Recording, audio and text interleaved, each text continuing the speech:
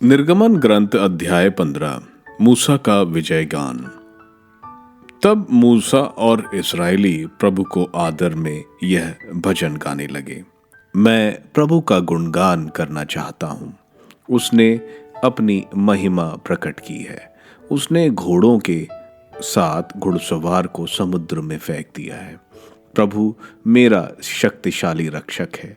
उसने मेरा उद्धार किया है। मैं अपने ईश्वर की महिमा गाऊंगा। मैं अपने पिता के ईश्वर की स्तुति करूंगा। प्रभु महान योद्धा है। प्रभु ही उसका नाम है। उसने फिरौन के रथ और उसकी सेना को सागर में फेंक दिया है। फिरौन के चुने हुए वीर योद्धा लाल सागर में डूबकर मर गए। समुद्र की लहरें उन्हें ढकती हैं। वह पत्थर की तरह जल गर्त में डूब गए। प्रभु तेरा दाहिना हाथ शक्तिशाली है। प्रभु तेरा भुजबल शत्रु को कुचल देता है। तू अपनी तेजस्विता से अपने विरोधियों का दमन करता है। अपनी कोपाग्नि द्वारा उन्हें भूसे की तरह भस्म कर देता है। तेरी एक ही सांस में पानी थम गया। जलधारा दीवार की तरह खड़ी हो गई और समुद्र की लहरें बर्फ की तरह जम गई। शत्रु ने कहा, मैं उनका पीछा करूंगा और उन्हें पकड़ लूंगा। मैं लूट का माल बांट कर तृप्त हो जाऊंगा। मैं तलवार खींचकर उनका सर्वनाश करूंगा। तूने सांस फूंक कर उन्हें समुद्र में ढक दिया। वे शीशे की तरह गहरे पानी में डूब गए। प्रभु देवताओं में तेरे सदृश कौन है? तेरे सदृश कौन है? तेरी पवित्रता दैदीप्यमान, तेरे कार्य महान और विस्मयकारी हैं। तूने दाहिने हाथ पसारा और पृथ्वी उन्हें निगल गई। तूने जिस प्रजा का उद्धार किया था, तू निष्ठापूर्वक उसका पथ प्रदर्शन करता रहा। तू उसे अपने सामर्थ्य से अपने पवित्र निवास की ओर ले चला। यह सुनकर राष्ट्र कांपने लगे। फिलिस्तीनियों के निवास भयभीत हो गए। एडोम के अधिपति आतंकित हो गए। मोआबी नेता थरथराने लगे। कनान के सब निवासी सन्न रह गए। आतंक और भय उन पर छाया रहा। तेरे भुजबल ने उन्हें पत्थर सा निर्जीव कर दिया। प्रभु, इतने में तेरी प्रजा पार हो जाती है। इतने में तेरी प्रजा पार हो जाती है।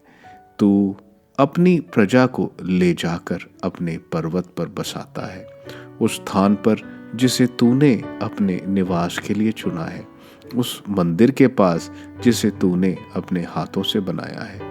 प्रभु अनंत काल तक राज्य करता रहेगा। जैसे फिरौन के घोड़े, उसके रथ और उसके घुड़सवार समुद्र के अंदर पहुंचे, प्रभु समुद्र के पानी को फिर से उनके ऊपर अपने पहले स्थान पर ले आया। इस समय तक इजरायली समुद्र के बीच से सूखी भूमि पर चलते हुए पार हो चुके थे। इसके बाद हेरोन की बहन नबियानी मिरियम अपने हाथों में डफली लेकर बाहर निकली और अन्य स्त्रियां भी अपने अपने हाथ में डफली लिए नाचते हुए उसके पीछे निकल पड़ी। मिरियम उनके साथ यह टेक गाती जाती थी, प्रभु का गुणगान करो, क्योंकि उसने महान कार्य किया है। उसने घोड़े और उनके सवारों को समुद्र में बहा दिया। मारा में अब मूसा इजरायलियों को लाल समुद्र से आगे ले गया और वे शूर नामक उजाड़ प्रदेश में पहुंचे। वे 3 दिन तक ऐसे उजाड़ प्रदेश में से होकर चलते रहे जिसमें कहीं पानी नहीं मिलता था।